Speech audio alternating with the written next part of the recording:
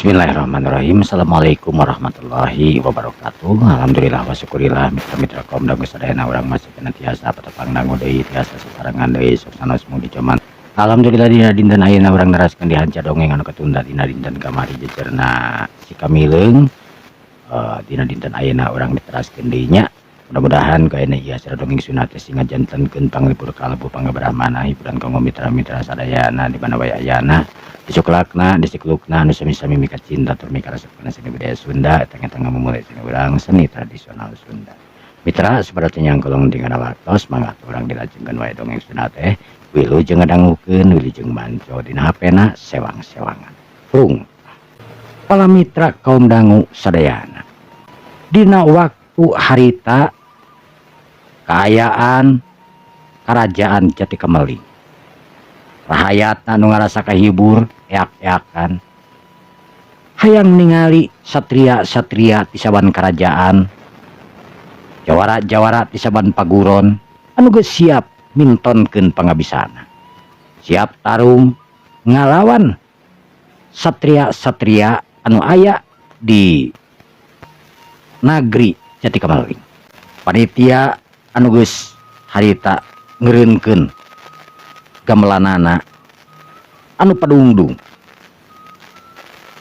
saterusna panitia maju ka hareup sampurasun kasadayana rahayat kerajaan Jatikameling, hatur nuhun kasadayana para tamu undangan peserta acara ieu dina dinten ayeuna cunuk waktu ningang mangsa sakumaha anu parantos disebatkeun yen dina dinten ayeuna teh baris diajakeun acara nyaeta acara sayembara. Kunaon diayakeunana ieu acara sayembara? Kahiji ulah salaku wawakil ti ieu kerajaan Jatikameling bade ngenalkeun ieu kerajaan kanu teu acantrang. Ieu kerajaan Jatikameling teh anu memang dipimpin ku hiji ratu anu geulis anu namina Gusti Ratu Nyimas Dewi Keningan. Taku kituna acara ieu dilaksanakeun teh walatan kahiji kula salaku wawakil ti kerajaan nuju milari calon satria ti ieu kerajaan. Satuju go atuh kaduana ieu kerajaan Jatikameling teh anu kakirangan ponggawa anu tangtusna anu kenging tur kapilih dina engke pertarunganana baris dijantenkeun ponggawa, baris dijantenkeun satria tur didamalkeun di ieu nagara. Kumaha? Satuju? Ojo. Hatur nuhun pami satuju mah kana naon anu ku pribados tos dirugikeun me. Ayeuna mah kantun siapkeun dirina masing-masing margi sakedap deui urang para tamu undangan khususna para jawara para satria ti sabanagara anu tos siap-siap pikeun mintonkeun kasaktena dina ieu acara. Kasakten anu dikaluarkeun teh memang teu terbatas, tapi ulah dugikakeun lawan cedera anu kacida parahna anu bakris nyilakakeun kana jiwana. Pami parantos ngaraos kalah mangga nyerah. Ulah dugikakeun aya cedera anu memang kacida pisan parahna. Ngaran-ngaran tarung pasti aya cederana, tapi henteu mantak nyilakakeun kana jiwa. Sakitu anu kasuhun hapunten.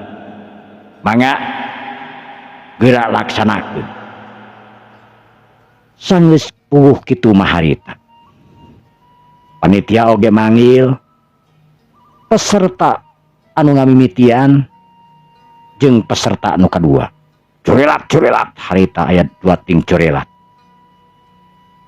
Eta jawara anu datang ke panggung teh anu hiji satria cenah mah nyebutkeun di nagara tetangga. Sedengkeun anu hijina deui mangrupakeun jawara di salah sahiji paguron anu memang teu dikanyahokeun di mana ayana.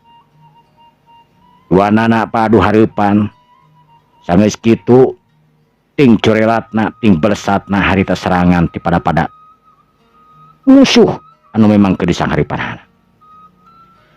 Tarung dina poe harita silih seret silih bebeutkeun silih tonyok teh bener-bener ketingali. Eak-eakan rahayat anu ngarasa kahibur tur bunga. Sedengkeun di tempat anu lain ketingali si kamileung anu nyaksian di gireunana diah lopa. Saterusna Nimas Dewi Keningan anu waktu harita memang Dewi Keningan geus make pakaian jawarana lantaran dina akhirna Dewi Keningan anu bakal turun hayang nguji kamampuan jalma anu rek dijadikeun ponggawa dina eta tempat. Bah eot anu ningalikeun bari nangtung tur nangkep harigu ningali kasaban jurus naliti kasaban jurus nu tangtuna bah eot geus apal jurus naon anu digunakeun kawas kumaha jalma anu keur tarung. Turun hiji naik hiji terus kitu nepi ka akhirna harita ngajorelat hiji jalma anu geus teu asing. Tangtuna eta jalma teh nyang mangrupakeun senopati ti nagara Jatikameling anu ngaran Bajul Pataru. Barang ningali Bajul Pataru anu nangtung di panggung sakabehanana hampir ngajenghok kaget. Sabab geus pada apal sararea saha ari Bajul Pataru. Bajul Pataru hiji satria anu asalna ti nagara Galih Pasi atanapi Galah Pasi anu dirajaan ku Gusti Prabu Waringin Sungsang. Waringin Sungsang anu dina waktu harita nyaru jadi satria anu baur tur campur diuk di salah hiji tempat dina bangku henteu nemongkeun hiji raja tapi nemongkeun hiji satria hiji petarung anu tangguh dina waktu harita. Bajul Pataru anu mangrupakeun senopati harita pok ngomong ka sakabehanana. Ulah Bajul Pataru pikeun nangtang ijen ngadu ilmu tangtuna dina luhur panggung. Lain hartina pula sombong, lain hartina pula agul cicing di ieu panggung, tapi memang ieu pagawean kula senopati ti nagara Jatikameling. Mangga bade saha heula anu kapayun sang hareupan kula sakumaha kemampuan kula sebenarnya. Kula sorangan nu memang teu apal tapi tangtu bakal kaukur ku andika sakabeh calon-calon ponggawa calon-calon satria ti nagara Jatikameling ieu. Mangga harita beres ngomong Bajul Pataru curelat aya hiji jalma anu naik ke panggung. Bajul Pataru harita mangut sedengkeun jalma anu naik ke panggung oge harita mangut. Hiji jalma nu buukna panjang sarua model baju pataru. Awakna anu jangkung badag nu katingali make lekmo make baju sing sarua hideung dina tongongna katingali harita pedang. Kula dipaguron tarake Mas. Anu bakal ngelehkeun anjeun Senopati Bajul Pataru. Sumangga geura petakeun pangawasa anjeun saderek. Corelat eta jalma harita ngacorelat. Ngamimitian nyerang ke Bajul Pataru, tapi Bajul Pataru harita teu ngoyahkeun awakna sanajan satunyang beas. Bajul Pataru harita urtibah ngebutkeun leungeunna harita ka hareup. Bajul Pataru ngagunakeun aji kamampuanana. Eta jalma anu keur nyerang telir ibarat kabenung ku serangan anu kacida pisan kuatna. Di tengah-tengah eta jalma harita eureun, teu metu, teu maju, teu mundur. Eta jalma cicing ngajanteng. Bajul Pataru harita imut ngaglenyu. Anjeun satria Turjawara geura turun ka handap. Eta jalma anu dititah ku Bajul Pataru ngaleos disurakan ku para penonton anu aya di dinya. Kurahayat anu eak-eakan bari ngalu-ulukeun Raden Bajul Pataru. Gajleng di salasa urangna kitu jeung kitu nepikakeun teuing sabara urang jalma anu titah turun ku Bajul Pataru. Sedangkeun di handap harita katingali aya hiji aki-aki anu neuteup seukeut ka Bajul Pataru dina hatena pok ngomong. Urang ajar. Ieu Bajul Pataru teh memang hebat. Aing kudu nyoba ieu kekuatan Bajul Pataru nepi ka mana kamampuanana. Ceuk eta aki-aki anu memang milu kana acara eta. Sedengkeun ditukangan aki-aki katingali anu neuteup seukeut hiji satria anu katingali gagahna keranan anu taya lian nyaetana Prabu Waringin Sungsang. Waringin Sungsang anu jelas wawuh tur apal ka Bajul Pataru. Manehna bisa ngukur kemampuan Bajul Pataru. Bajul Pataru lawan anjeun lain jeung sasaha tapi jeung kula anu geus hianat ka nagara aing Bajul Pataru. Di dieu ayeuna papanggih. Ceuk Waringin Sungsang harita. Eta aki-aki anu hareupeunana harita cengkat. Corelat. Aki-aki ngacorelat harita lirsap ngablesat awakna hampangna karanan. Cre. Harita nangtung di hareupeun Bajul Pataru. Bajul Pataru anu manggut harita ngahormat ka aki-aki ka setiap peserta anu datang. Ya kitu di aki-aki harita anu ngambeberkeun leungeunna nandakeun hormat ka eta Bajul Pataru. Sanggeus kitu pok eta aki-aki ngomong. Gusti Senopati Bajul Pataru, kula lawan anu sarua tur saimbang jeung anjeun. Kira maju. Serang kaula. Kula hayang apal. Hayang apal kana kemampuan sorangan. Hampura lamun kula ngarasa sombong. Teu nanaon. Hei Bajul Pataru, kira tarima ieu kakuatan di kula. Cek aki-aki harita anu sorana bentes na keranan si gabrak ngora we. Corelat eta aki-aki ngacorelat. Gerakan anak kacira pisan gancang na keranan.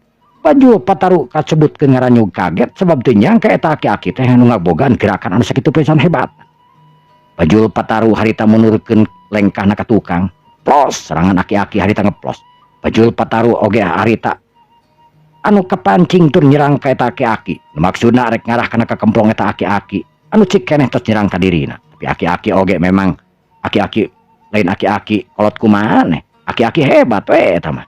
Harita aki-aki ngacoralitkeun awakna plos serangan Bajul Pataru harita ngeplos. Sedengkeun aki-aki harita barang ningali serangan Bajul Pataru anu nyolodor ka hareup sakolebat aki-aki nu maksudna rek ngarampin kana pelebah leungeunna Bajul Pataru anu keur nyolodor ka hareupeun manehanana. Tapi Bajul Pataru sakolebat harita nyentok eta leungeunna bari ngebutkeun leungeunna hiu jebrod. Aki-aki harita kebenangan ku teunggelan Bajul Pataru pelebah dadana. Galeong aki-aki harita ngagaleong mundur ka tukang aya kana tilu lengkahna. Aki-aki harita ladang ngaheunyu lantaran karasa tenggelan Bajul Pataru anu can sabaraha ngagunakeun kakuatanana harita nebak kana pelobah dada manehanana nebikakeun karasa nyak serak kana awakna sakabehanana panas karasana. Aki-aki nu neuteub seukeut harita ka Bajul Pataru anu nangtung mancuh tina tangtunganana. Pok Bajul Pataru harita ngomong, "Aki hampura kaula. Teu dihaja kaula bieu." Cek Bajul Pataru harita bari imut ngagelenyu. Sedangkeun aki-aki ningali Bajul Pataru anu siga ngahinis ka dirina langsung harita ngagunakeun seranganana hiu. Seranganana anu bangbaraan harita rek ngarah kana sakujur awakna Bajul Pataru. Leungeun suku duanana harita lir ibarat silih ganti nyakar tur mabuk eta suku teh din ting pelesat ting sangyung lir ibarat bangbaraan. Bajul Pataru anu tenang harita kurtiwah mundurkeun bari ngagilek-ngilekeun awakna saeutik. Serangan jabang atanapi serangan eta aki-aki teh sama sakali eueun mempan tur eueun asup kana awakna Bajul Pataru. Bajul Pataru dina hiji kesempatan harita langsung notok kana pelebah urat-urat sarapna aki-aki anu aya dina tonggongna eta aki-aki. Hiuk tok tok tok. Sabaraha kali totokan aya kana 4 kali totokan. Caligjeug caligjeug eta aki-aki harita ngacaligjeg. Nu saterusna nangtung mancuh eta aki-aki teusik teu malih. Bajul Pataru harita pok mau, "Hampura aki, kaula geus cicampela ka anjeun. Lain kaula teu karunya, tapi dalah dikumaha memang kewajiban. Punggawa canak ieu aki-aki kahanap." Eta punggawa mangku aki-aki kahanap. Sanggeus kitu Bajul Pataru metakeun deui leungeunna. Aki-aki harita langsung obah deui lantaran dibawa kahanap sina leumpang sina turun tina panggung. Sear sararea harita jalma ear nekeranan bari keprok bari suwit sagala rupa. Ngaran-ngaran anu atoh lantaran jagoanana nyaetana Raden Senopati Bajul Pataru harita meunang di pertarunganana. Tinggal satria teh sabara urang deui anu khusus di kerajaan-kerajaan tetangga. Ningali gerakan-gerakan tur jurus-jurus Bajul Pataru harita geus teu sabar para satria nu kaasupna Prabu waringin sungsang hayang gura-giru naik ka panggung ngadaguan panggilan.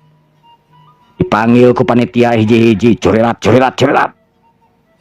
Bajul Pataru harita anu naik ka panggung ditingali. Ata jalma anu nangtung teh hiji satria di kerajaan anu memang tatangga kerajaan Jati Kameling. Sampurasun Raden Bajul Pataru. Rampes kak hampunten. Kaula geus nangtang di ieu di tempatan, tapi memang kula nangtang teh dina tempatna. Sumangga geura pintonkeun pangartos, geura tembongkeun sakumaha kemampuan Kakang. Cek Bajul Pataru lantaran ningali eta jalma teh leuwih kolot tibatan maneh. Raden Bajul Pataru, satria di Jati Kameling, ulah Bandang Arudap anu siap nyelehkeun anjeun. Sumangga pami kula kedah eleh ku anjeun sadaya-daya. Cek Bajul Pataru harita. Eta satria teh langsung ngagerakeun awakna, ngawangun seranganana bari panonna anu moncorong. Eta jalma teh lir ibarat anu keur depa siga macan anu memang rek rontok kana naon anu rek dirontokna. Corelat eta satria ngacorelatkeun awakna.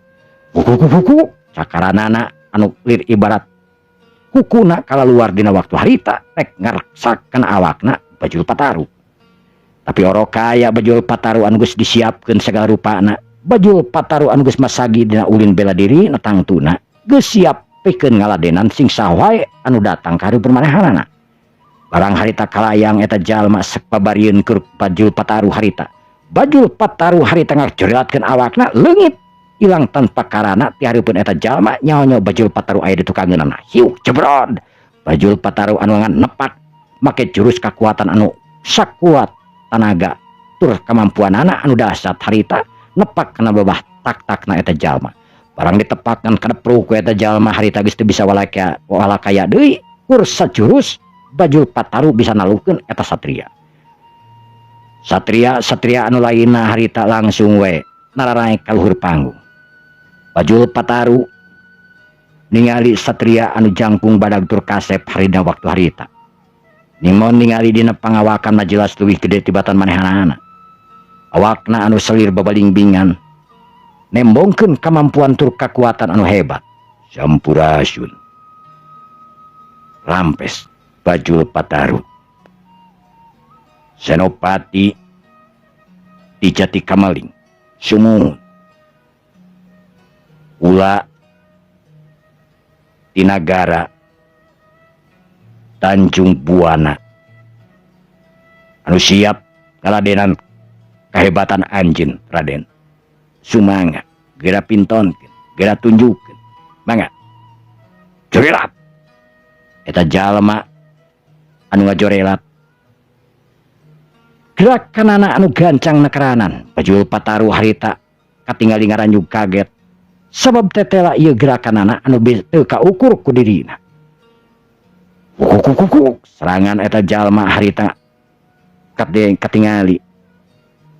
Anu hebat nekeranan ngarahkan awakna Bajul Pataru. Bajul Pataru anu ngarasa kaget ka serangan-seranganana anu kacida pisan ngabahayakeunana.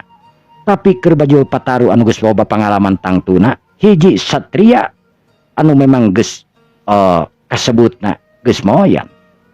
Sanajan kaget kumaha oge Bajul Pataru tangtuna tetep dina kaayaan tenang. Bajul Pataru arita anu ngakilakeun awakna ka belah kenca plos.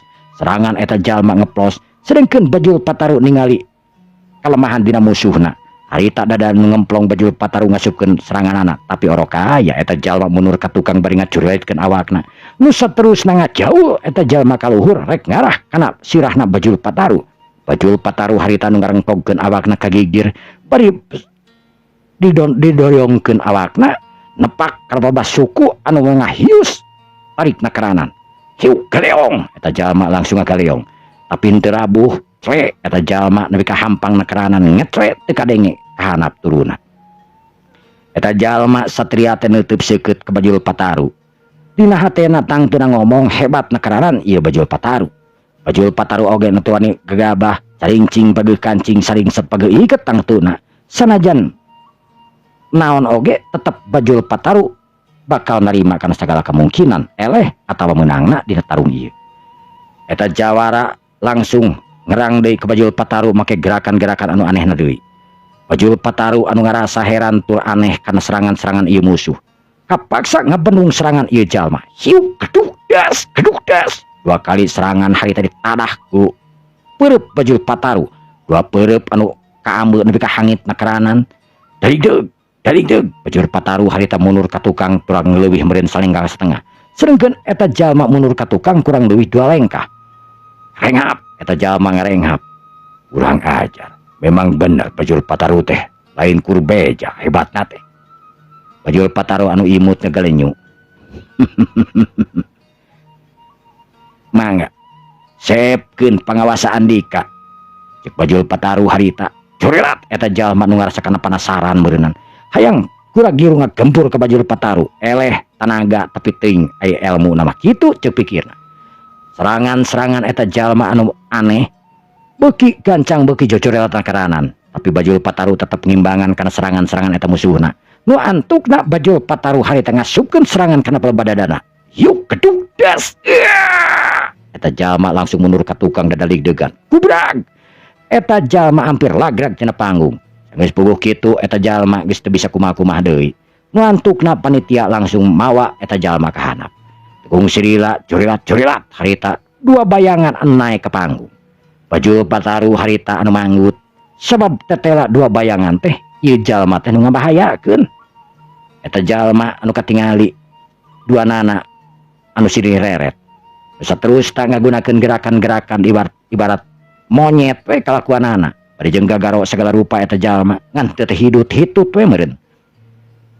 Bajul Pataru anu imut ngagelenyu tetep tenang. Sanajan dina hatena ngarasa muji ka ieu jalma anu gerakanana tangkas nekeranan. Bajul Pataru. Ulah satria teu beulah wetan siap ngancurkeun anjeun. Ulah satria nu siap narima naon wae kenyataan. Cek Bajul Pataru harita bari mangkohkeun awakna. Sat Bajul Pataru harita sabab ieu jalma anu nyerang teh duaan nu tangtuna kudu make tenaga ekstra. Corelat eta jalma ngacorelat cakar-cakarna ibarat monyet. Suku-sukuna oge harita dir ibarat anu aya kukuan siap pikeun ngagempur awakna Bajul Pataru. Bajul Pataru anu kepaksa harita luncat ke belah gigir bari ngacorelatkeun awakna serangan-serangan musuh harita geus hampir kena kana awakna. Bajul Pataru oge harita cucuralitan ti luhur nepi ka hanap, ti hanap dibalik deui ka luhur. Kitu jeung kitu harita eta jalma beuki amarah wake lantaran Bajul Pataru tetela lingas dir ibarat naon wae. Bajul Pataru anu ditutur-tutur harita gerakanana. Dina hiji kasempatan Bajul Pataru anu ngabantrokeun kakuatanana lantaran ngarasa kapaksa. Hiuk geduk das. Kencak katuhu leungeun Bajul Pataru nahan serangan ti eta dua musuh. Dari deug Bajul Pataru harita mundur ka tukang dua lengkah. Sedengkeun eta mundur jalma mundur oge ka tukang aya kana dua lengkahna deui. Nandakeun tanaga eta dua jalma teh saimbang jeung kekuatan kemampuan Bajul Pataru. Renghap Bajul Pataru harita ngarenghap. Tidinya Bajul Pataru ngarasa kudu lebih hati-hati sabab ieu jalma bisa wae ngayakeun seranganana sabab kekuatanana memang saimbang jeung dirina. Sanggeus kitu Bajul Pataru anu ngagunakeun ajianana. Hiuk karasa angin anu ngagelebug dina waktu harita. Sedengkeun dua jalma harita anu katingali waspada nekeranan sabab bisa wae ieu Bajul Pataru ngagunakeun ajian anu memang gagah tur sakti dina waktu harita. Syur angin harita katingali nyebak kana awak manehanana. Karasa hawa panas anu nyaliara kana kulit manehanana. Set dua jalma harita ngagunakeun kekuatan pikeun ngabenung serangan ti Bajul Pataru. Dua leungeunana harita nu duaan harita dibeberkeun saterusna. Didorongkeun ka hareup nadah kekuatan Bajul Pataru anu ngalawarkeun angin anu hawana panas nakaranan. Dua kekuatan anu geus teu bisa dihindarkeun harita di tengah-tengah. Bledag, buricak, katingali ting buricak ting beledagna dina panggung. Sakabeh nu aya dina panggung harita katingali mundur ka tukang lantaran sieun kapetelan atawa sieun kaserang ku jurus-jurus ieu jalma. Daligdeug, muduan harita ting daligdeug. Sedengkeun Bajul Pataru harita anu tetep nangtung mancuh dina tangtungan anu bari meureumkeun panonna. Awakna anu katingali ngageter, Bajul Pataru meledug katingali ngaluarkeun haseup dina pelebah awakna. Gebeg eta jalma anu duaan harita ngagebeg. Sabab geus nyaho ajian naon anu dibuka anu dibangun ku Bajul Pataru tur anu diwatek ku Bajul Pataru dina waktu harita. Eta jalma mung neruskeun gelutna, lantukna kurupuk eta jalma ngudupruk teu sirikna nyembah ka Bajul Pataru. Sanggeus puguh kitu harita panitia nurunkeun eta jalma ka luhur ka handap panggung. Bajul Pataru harita diganti ku nu lainna. Satria nyaeta mangrupakeun Jabang Aruna. Jabang Aruna nu luncat ke panggung harita. Awak anu jangkung badag kumis anu baplang tangtuna. Ulah Jabang Aruna. Panglima perang di nagara Jati Kameli. Sumangga anu urang nyobi kekuatan masing-masing. Jabang Aruna nu nangtung bari urat tereret ka musuhna anu masih keneh ngaderet teuing sabaraha puluh urang deui. Sampurasun kasadayana kula panglima perang di Jati Kameling, kula Jabang Aruna. Mangga ka para calon punggawa pikeun naek ka luhur panggung. Kaula parantos siap. Jabang Aruna harita nu nangtung mancuh dina tangtunganana. Corelat. Harita katingali anu ngacorelat awakna nu jangkung badag dina waktu harita. Teu jauh beda jeung Jabang Aruna. Hei Jabang Aruna, kula anu geus pasti bakal jadi gaganti anjeun. Bisa bios, mangga. Kira tunjukeun ka kula, tembongkeun pangaweruh anjeun. kasakten kadikjayan anjeun. Eta jalma langsung nyerang ka Jabang Aruna. Barang eta jalma nyerang ke Jabang Aruna harita nu ngagunakeun dampaleungeunna. Krabak. Newak cangkeng eta jalma nu saterusna dibantingkeun ku Jabang Aruna. Kalayang eta jalma langsung ngalayang. Hidew! Jaripu eta jalma harita kursa gebragan jalma harita rubuh dina leungeun Jabang Aruna. Eak-eakan harita geus kadenge deui. Jong deui nu sakit nu lainna kitu jeung kitu we terus Jabang Aruna jeung Bajul Pataru anu menangkeun pertandingan dina eta pertarungan. Sanggeus Jabang Aruna turun. Nu saterusna panitia ngumumkeun lantaran para jawara ti paburon harita geus turun ka haranap. Engke baris dipilih nu mana ilmu nu paling hebatna. Nu mana kemampuan anu paling hebatna. Sedengkeun anu tinggal aya teh tamu-tamu khusus kanagaraan di antarana Prabu Waringin Sungsang. Anu memang teu disebutkeun Prabu Waringin Sungsang. Ngan anu disebutkeun teh nyaetana ti nagara Galahpasi. Barang ngadenge Galahpasi nu tangtuna Jabang Aruna, Raden Bajul Pataru oge Patih Martapura rasa kaget saha anu jadi satria di Galahpasi. Prabu Waringin Sungsang anu teu nemongkeun dirina tangtu harita ngan kur nyebutkeun satria we ti Galahpasi bari jeung teu nyebutkeun saha ngaranna satria ti Galahpasi. Tangtuna dari pertanyaan keur eta pamimpin anu tilu Martapura, Jabang Aruna oge Bajul Pataru. Sabab manehna apa sakabehanana satria ti Galahpasi. Sanggeus kitu langeor katingali aya hiji wanoja anu geulis rancunit anu naek ka hiji panggung teu ngajorelat teu itu jeung ieuna. Lempang andalemi nakeranan menit tenang lir ibarat macan tenangan. Anu make pakaian sederhana seperti biasa na jawara. Area nu aya harita neuteub seukeut ka hiji wanoja anu memang naek ke panggung. Sakabehanana eueuh nu nyaho saha eta wanoja anu geulis rancunit nu naek ka panggung. Make baju anu sing sarua beureum. Nu saterusna pelebas sirahna dibeungkeut harita. Eta wanoja nu tetela geuningan.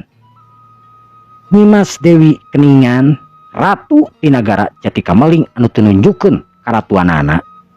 Anu ditunjukkeun ku Nyimas Jatikameling teh nyaetana hiji jawara we tangtuna. Para satria mani curing hak barang ningali anu geulis buukna ngarumai ka tabaku angin harita kingkilaban. Para teu sabar hayang gura-giru naik ka panggung, hayang gura-giru ngelehkeun eta jalma. Hiji wanoja anu sugan jeung sugan we jadi jodoh manehanana. Hiji wanoja anu geulis rancunit anu jangkung dina waktu harita. Anu kaluhurna make baju sing sarua beureum sedengkeun ka hanapna make celana pangsi anu warna hideung. Buuk anu ngarumai. Saterusna sirahna anu dibeungkeut ku hiji beungkeutan anu lir nyaruaan jeung emas ting borelak dina awak. Sedengkeun Prabu Waringin Sungsang anu ngarasa heran ku kageulisan ieu wanoja teh saha ngaranna. Saha ieu wanoja sabenerna? Nepi kageulis kieu waduh. Hayang teuing aing boga milik ieu menangkeun pertarungan aing rek ngawin ieu wanoja ieu. Nepi kageulis aing moal surut ku saumur hirup ieu wanoja tetep geulis jigana ieu. Saha ngaranna? Eta wanoja anu geus nangtung dina luhur panggung. Harita mangut ka sakabeh penonton oge. Atuh sakabeh penonton ear-eakan. Sebab sawareh mah penonton teh geus apa saha ari eta wanoja. Komo deui ari tetangga nu baheula mah nyaeta nu asalna ti Cipancur geus apal pisan. Sebab pernah deukeut, pernah bebarengan, pernah itu, pernah ieu nah. Jeung Nyimas Dewi Keningan teh ayeuna teu bisa deukeut teh sebab Nyimas Dewi Keningan anu memang dijaga ku para ponggawa anu memang gagah sakti sakalarea oge sanajan wawuh oge tangtu teu bisa pepanggih jeung Nyimas Dewi Keningan. Pok Nyimas Dewi Keningan harita ngomong ka sakabeh jalma satria anu memang encan kabagian tarung khusus di kalangan para satria di kerajaan. Sampurasun kaula wawakil ti kerajaan Jatikameling anu ngaraos ngiring ke peserta mangga naik ke panggung. Sararea jalma lir ibarat paburu-buru ngan untung panitia ngatur lantaran hayang paheula-heula naik kana panggung hayang guragi rupa panggih jeung nu geulis nyaeta Dewi Keningan. Dewi Keningan anu memang dina waktu harita kakarapisan manehanana arek ngabuktikeun kagagahanana warisan tiru jadi bapakna nyaeta si Kamileung. Sajeroning Jatikameling di atanapi sajeroning Dewi Keningan dibere ilmu tur diwarisan kudu jadi bapana can pernah sakali oge ngaranna tarung. Tapi Dewi Keningan yakin yen dirina boga kemampuan anu hebat. Sebab memang bapana hiji jawara anu gagah tur sakti. Detik Keningan atanapi Dewi Keningan harita anu nangtung mancuh tina tangtunganana. Jurilat katingali aya satria anu pisan gagah katingalina. Pangawakanana anu bang-bang, beungitna anu kasep. Tangtuna hiji satria ti kerajaan tapi duga ti kerajaan mana? Nyimas Sampurasun Rampes kaula Raden Ambarawati di kerajaan Jayakusuma ngaturkeun nuhun kanu geulis saha ari wasta teh. kula hiji jalmi anu biasa wawakil ti kerajaan Jatikameling. Teu gaduh wasta.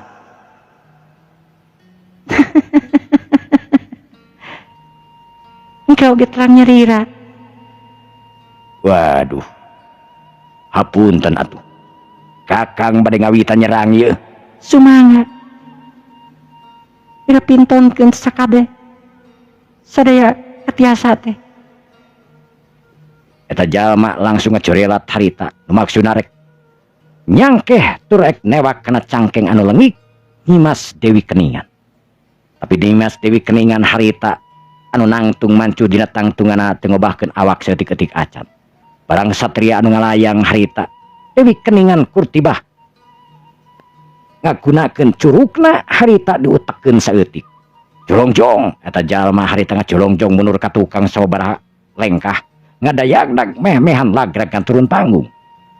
Dewi Keningan anu imut ngagrenyu harita ngabuktikeun kamampuanana.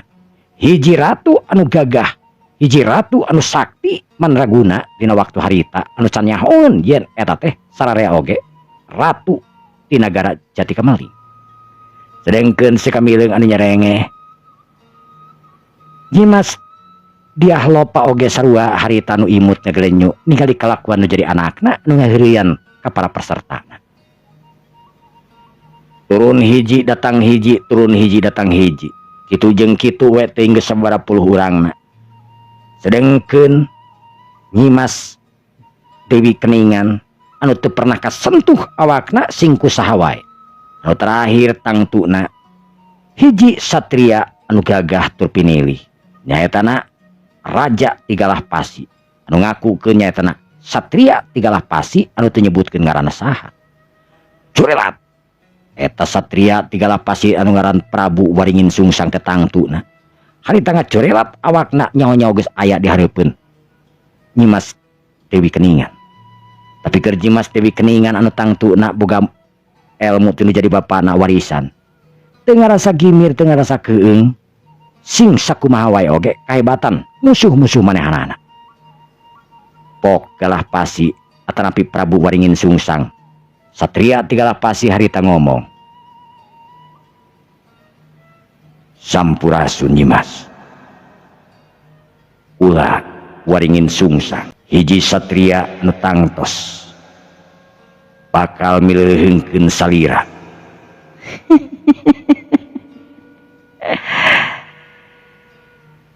kakang waringin sungsang. Kecil pisan bungahna kang abdi. Pamisalira tiasa ngelekeun abdi. Mangga. Ikah abdi.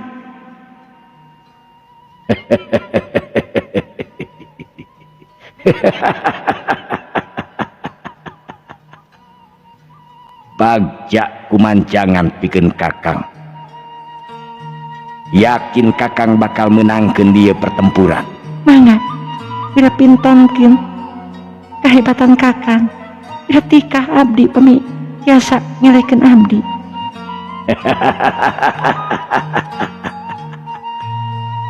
Prabu Waringin Sungsang harita nu ngarasa dirina katantang. Wanoja anu kacida pisan geulis rancunitna nu aya nangtung di hareupeun manehanana bari imut negrenyu. Eueuh tanda-tanda sieun, eueuh tanda-tanda hariwang eta Wanoja teh. Anu malik nangtang ka dirina. Curelat. Harita ngacurelat eta Prabu Waringin Sungsang ngadeuketan kana awakna. Nyimas Dewi Keningan. Nyimas Dewi Keningan anu ngarasa reuwas sabab gerakan Prabu Waringin Sungsang anu jelas teu bisa diprediksi kumanehanana. Nyawa geus aya nangtung di hareupeunana kurang leuwih sajengkal tina beungeut manehanana. Waringin Sungsang anu imut ngegelenyu harita neuteub seukeut netra kana beungeutna hiji Wanoja anu geulis. Sedengkeun Dewi Keningan anu ngarasa deg-degan hatena lantaran saumur hirupna kakara padu hareupan sakitu deuketna jeung hiji lalaki anu model Prabu Waringin Sungsang anu gagah tur kasep ngalempereng koneng. Kumis anu ngajeripit jelas geus teu bisa dihalangan deui. Kakasepanana Waringin Sungsang teh geus jadi sabiwir hiji raja Galapasi anu gagah ngan hanyakal akhlak anu beda jeung batur kitu. Sedengkeun dihanap Maktapura kacida pisan kagetna Jabang Aruna Bajal Bajir Pataru oge kaget barang ningali tangtungan hiji satria anu aya di luhur panggung. Yai, nah geuning eta teh Gusti Prabu Waringin Sungsang. Bener pisan. Leres kakang. Prabu Waringin Sungsang. Waduh, bahaya. Nah, apan urang teu ngonang anjeunna? Di dieu jika nama nyaru jadi satria ti Galipasi. Waduh, kumaha Kang? Bajul Pataru. Nah, geuningan Prabu Waringin Sungsang aya di dieu. Sumuhun kakang. Yai oge teu terang kunaon Prabu Waringin Sungsang aya di dieu. Anjeunna bisa nyaru, anjeunna tiasa nyumput, teu katingali ti anggalna, teu kaparios. Waduh, bahaya ieu. Kumaha lamun Nyimas Ratu Dewi Keningan, kumaha? Percaya Kang. Yai tos ayeuna mah percanten we ka Dewi Keningan. Sabab Dewi Keningan teh lain Wanoja sambarangan. Teureus jawara, teureus jago tinu jadi ramana Raden Kamileung nu tos diturunan Aji Kasakten anu tangtosna. Dewi Keningan tiasa mampu ngelehkeun Prabu Waringin Sungsang.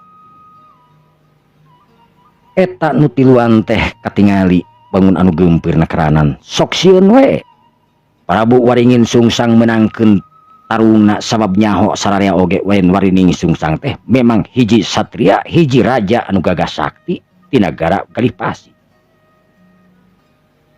Waringin Sungsang anu nangtung di hareupeun kurang ti sajeung non teh jarakna kurang leuwih ti sajeungkal meureunna tina hareupeun Nyimas Dewi Keningan. Nyimas Dewi Keningan harita nu dagdigdug hatena sabab kakasepanana Waringin Sungsang teh geus teu bisa Dikumaha-kumaha ke memang kasep. Dewi Keningan nusa umur hirupna kakarapadu hareupan jeung hiji jejaka atawa hiji jalma anu memang kakasepanana model kawas kieu mah. Nepi ka keundak diglug hatena Dewi Keningan dina waktu harita. Ampir-ampiran Dewi Keningan harita tur kabur ka kamar lantaran ku teu kuat ningali kakasepan Prabu Waringin Sungsang anu keur imut ngagerinyu ka dirina.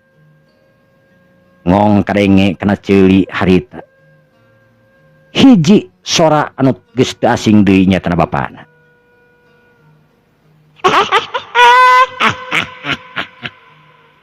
Keningan, anak ama, ulah gempur, ulah kena si peta menigas kasep. Eta teh ngaranna Prabu Waringin Sungsang, Raja Tiga Pasi. Hati-hati, ulah cileureun. Nyimas Dewi Keningan barang ngadenge ucapan teu jadi bapana. Harita munurkeun awakna. Bari imut ngagalenyu ngabales imutna Prabu Waringin Sungsang. Kakang Waringin Sungsang. Teu nyangki. Kakang Waringin Sungsang duwi ka dieu. Kumaha kayaan di Galapasi? Nah, geningan seorang raja duwi ka dieu. Nah, Nyai. Geningan terang. Nimas tangtu terang kakang. Kakang Gusti Prabu Waringin Sungsang pan Raja Agung Tigalapasi. Saha nu terang?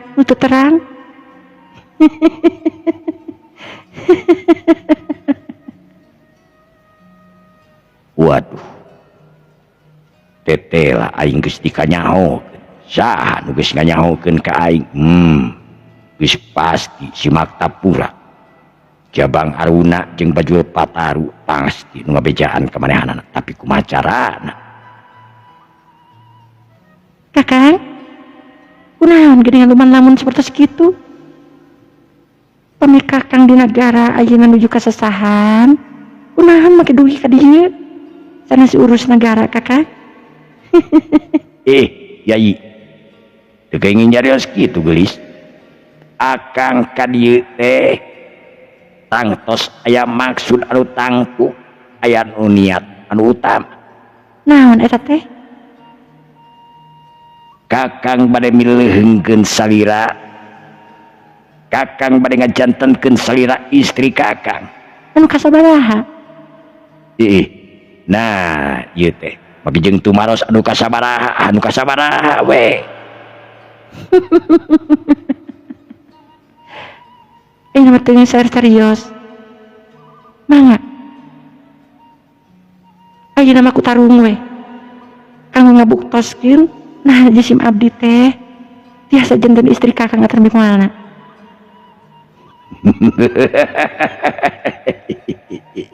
Nyimas.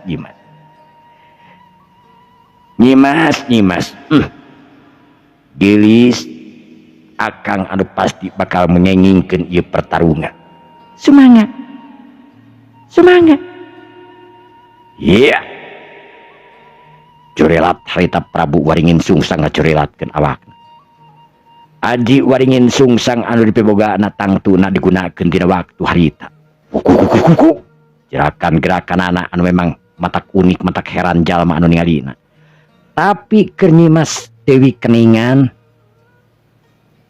anu ngabogaan aji kasakten warisan tinu jadi bapakna, murid tunggal tinu jadi bapakna sorangan nyaeta si Kamileung. Anu kang nu tangtu kalakuan anu ngemal jauh we tinu jadi bapakna. Ngan pedah bedana ieu mah anu awewe geulis rancunit. Nyimas Dewi Keningan anu imut ngageulinyu, anu terus manehanana nebarkeun pesona ka hiji lalaki Raja Tigalapasi Gusti Prabu Waringin Sungsang. Waringin Sungsang nepi ka lieur ningali imutna Dewi Keningan. Harita ngagunakeun jurus-jurusna pikeun nyerang, pikeun numbangkeun Nyimas Dewi Keningan dina waktu harita. cucurelatan awakna Prabu Waringin Sungsang lin ibarat haseup dina waktu harita nu meulitan kana awakna Dewi Keningan. Tapi Dewi Keningan anu tetep tenang harita sanajan karasa eungap awakna. Awakna anu dibelitan lirkur haseup anu warna hideung dina waktu harita. Ngakibekeun awakna anu ngagunakeun ajianana nyaetana aji naga salapan. Nyimas Waringin Sungsang harita lir ibarat ngaleungit awakna ilang tanpa karana. Haseup anu warna hideung harita ngagulung pagulung-gulung ngunag ka mana initna Nyimas Dewi Keningan. Tapi Dewi Keningan oge harita nu ngagunakeun ajianana. Ajian-ajian si kamileung nu tangtuna digunakeun kumanehanana. Dimimiti ajian tapak dewa. Nu saterusna bayangan naga oge digunakeun. Set. Dewi Keningan harita nu ngagunakeun aji bayangan naga. Cak. Aya sabawara hiji ragana Dewi Keningan anu nangtung mancuh bari imut ngagelenyuk. Sedengkeun Dewi Keningan anu asli harita katingali diuk we. Lamun aya nu nyahun mah diuk dina sisi panggung harita. Sedengkeun eta jalma anu mangrupakeun bayangan Dewi Keningan harita anu imut ngagelenyuk neuteub seukeut ka Prabu Waringin Sungsang. Atuh puguh we Waringin Sungsang harita ngarasa kaget sabab Dewi Keningan meni loba-loba teuing sabaraha hiji. Ih, kurang ajar. Aheurian ka aing Waringin Sungsang.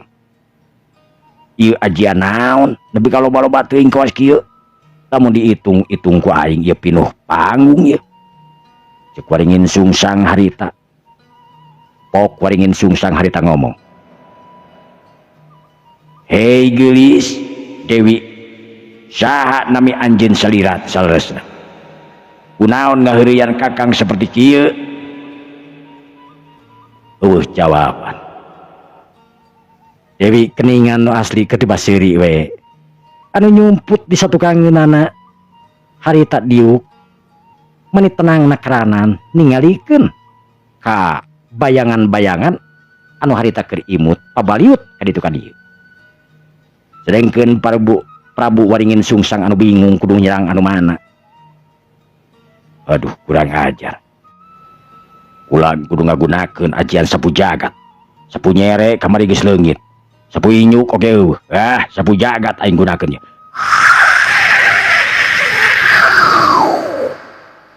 Prabu Waringin Sungsang harita nyilangkeun leungeunna dina palebadada. Kung silila harita aya angin anu kacida pisan gedena. Nyawuk nyapu ka eta panggung. Saterusna rek ngarah rek nyamersihan waruga-waruga anu dianggapna memang kur sakadar bayangan. Tapi aneh eta waruga-waruga teh teu bisa nyingkah. Nu antukna Waringin Sungsang metakeun ajian anu lainna harita ngagembur sakabeh jalma nu aya dina eta panggung anu sarua jeung Dewi Keningan tangtuna. Los jirim-jirim Dewi Keningan harita ngarailes. Janggelek Dewi Keningan anu asli harita geus nangtung mancuh tina tangtunganna bari imut ngagelenyuk neuteub seukeut ka Prabu Waringin Sungsang.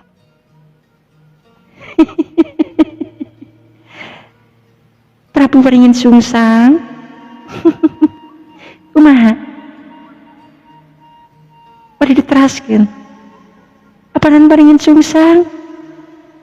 Kakang wa Prabu anu kasep gagah ngalempereng koneng nu hoyong nikah ka Jisim Abdi. Geulis. Kakang teu acan eleh geulis. Masih kene seueur ilmu anu teu acan dikaluarkeun. Masih kene seueur aji kasakten anu teu acan dipintonkeun. Teras anu mana atuh nu badas nu tiasa ngelehkeun Nyimas? Teu kenging sombong kitu geulis. Tenang. Sakedap deui Nyimas bakal sumujud pasrah sumerah ka kakang.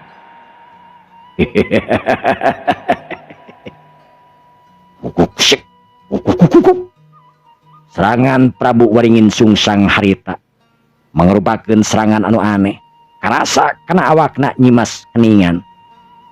Jelas eta serangan teh ngabahayakeun mangrupakeun serangan lampah lumpuh anu gunakeun ku Prabu Waringin Sungsang dina waktu harita. Waringin Sungsang anu nangtung mancuh dina tangtunganna dina bibirna anu kunyam-kunyam bari mereumkeun panonna harita nebarkeun ajian anu kacira pisan. Haneut dir ibarat haneutna anu keur dibapene. Tapi dibalik haneutna eta karasa ku Dewi Keningan anu nyaksrak kana awakna. Tapi ngaranna ge Dewi Keningan anu tangtuna boga pengajian tur kahebatan anu luar biasa. Ngakibekeun awakna harita seor aya angin anu kacira pisan tarikna. Karasa eta aya hawa angin teh lain panas tapi tiis jecep leuwih-leuwih tiis tibatan es. Prabu Waringin Sungsang kaget barangara narima hawa anu kacira pisan tiisna. Curat. Prabu Waringin Sungsang harita mundur sajejoratan ka tukang. Sedengkeun Dewi Keningan ku tiba imut ngagrenyuk ningali gerakan Prabu Waringin Sungsang anu kaget dina waktu harita. Waringin Sungsang gura-giru metakeun ajianana mangrupakeun ajian Waringin Sungsang tangtuna. Pikeun ngawaktek ajian Waringin Sungsang tangtuna keur manehanan teu hese. Ser karasa awak Waringin Sungsang harita anu lir ibarat ngagebur hawa anu panas nakeranan dina awakna nepi ka tingali beureum lir beureumna beusi anu geus nang meuleum.